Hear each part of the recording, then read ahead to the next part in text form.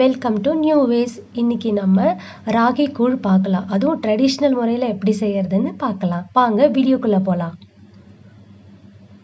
ஒரு கிளாஸ் ராகி மாவு எடுத்திருக்கேன். இது கிட்டத்தட்ட 150 கிராம் அளவு இருக்கும். ராகி மாவை ஒரு பாத்திரத்தில் சேஞ்ச் பண்ணிவிட்டு தண்ணி கொஞ்சம் கொஞ்சமாக ஆட் பண்ணி கட்டி எதுவும் இல்லாமல் கையாலே நல்லா பிசைஞ்சு கரைச்சி வச்சுக்கலாம். ஒரு நல்லா பேஸ்ட்டு பார்த்து கரைச்சி வச்சுக்கலாம். இதை மினிமம் 4 hours மேக்ஸிமம் 7 hours போல் நம்ம அப்படியே ஊற வைக்கணும். உடனே நம்ம யூஸ் பண்ண போகிறதில்ல.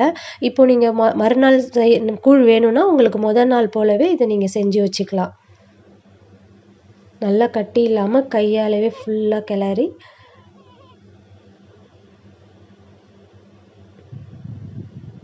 அவ்வளோதான். நல்லா மூடிட்டு நல்லா ஒரு பெரிய பாத்திரம் போட்டு மூடி வச்சுக்கோங்க.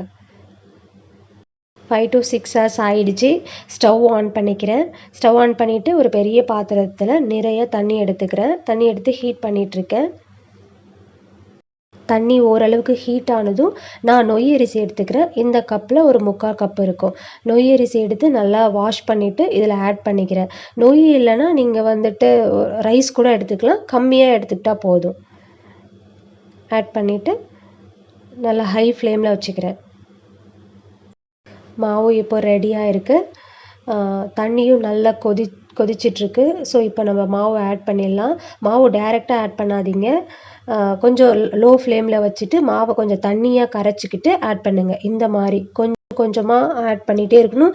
வயல் நம்ம கிண்டிகிட்டே இருக்கணும். அப்போது இல்லைன்னா அடியில் போய் பிடிச்சிரும், இல்லைன்னா கட்டி ஆகிடும். அது இன்னும் ரிஸ்க் பிடிச்ச வேலையாக இருக்கும். ஸோ லைட்டாக கிண்டிகிட்டே இருங்க. இப்போது 10 minutes ஆயிருக்கு. நல்லா சைட்லெல்லாம் பொங்கி வந்திருக்கு பாருங்கள். கை விடாமல் கிண்டிகிட்டே இருக்கணும். இதுதான் இதில் முக்கியமான பார்ட்டே. இப்போ 15 minutes ஆயிருக்கு. நான் மீடியம் ஃப்ளேமில் வச்சுருக்கேன். நல்லா கை விடாமல் கிண்டிகிட்டே இருக்கிறேன். நம்ம ஏன் பெரிய பாத்திரம் எடுத்தோன்னா கம்மி மாவுக்கு இது அடி பிடிக்காமல் இருக்கும். அதனால தான். இப்போ ஒரு 25 minutes போல் ஆயிடுச்சு. அது பாருங்கள், அந்த டென்சிட்டியே பார்க்கும்போதே தெரியுது. நல்லா ரெடி ஆகிடுச்சு. வெந்துருச்சு. ராகியும் வெந்துருச்சு. ரைஸ் நம்ம போட்டால நொய் அதுவும் வெந்துருச்சு. நல்லா கை விடாமல் கிண்டிகிட்டே இருங்க. இப்போது ஸ்டவ் ஆஃப் பண்ணிவிட்டு எடுத்து வச்சிடலாம். ரெடி.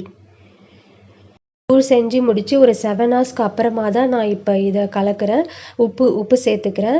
உப்பு சேர்த்துட்டு நல்லா மிக்ஸ் பண்ணதுக்கப்புறம் தயிர் ஆட் பண்ணிக்கிறேன். தயிர் சில பேருக்கு பிடிக்காது. அப்படின்னா தயிர் ஆட் பண்ணிக்க வேண்டாம். தயிர் ஆட் பண்ணிக்கிறேன் நான்.